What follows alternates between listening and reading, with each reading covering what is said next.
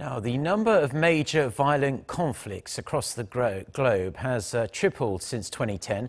To bring about a change, preventing violence instead of addressing outbreaks after they fully evolve is key, according to the United Nations as well as the World Bank.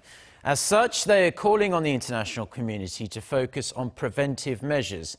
Cha Sang-mi went to learn more from the authors of a joint report by the two global bodies. The world has seen a dramatic surge of violent conflicts, the number tripling since 2010. Reported battle-related deaths in 2016 jumped tenfold from the post-Cold War low of 2005, and the number of terrorist attacks across the world has peaked over the past 10 years.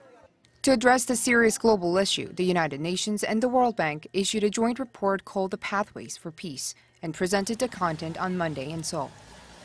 Citing a rise in the number of displaced people, deaths in war, military spending, and terrorist incidents, the international institutions say violent conflicts are no longer limited to low-income countries, breaking the long-standing assumption that income growth is accompanied by peace.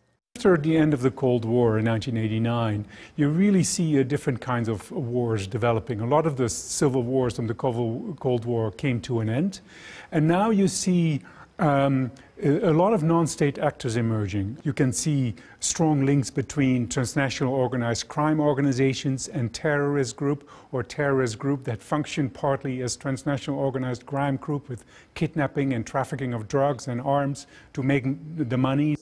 The UN and the World Bank say that the pathway to peace lies in the prevention of the risk of violence, rather than focusing on addressing outbreaks and violence that have fully evolved.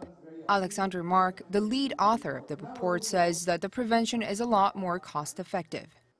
The result is that we calculate that about $1 put in successful prevention represents $16 saved in conflict cost. So prevention, whatever way you work it, even in the most pessimistic perspective, if you succeed only one time on 4, allowed to save about $5 billion per year to the world.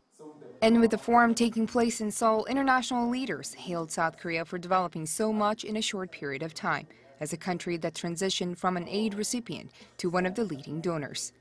Cha Sang-mi, Arirang News.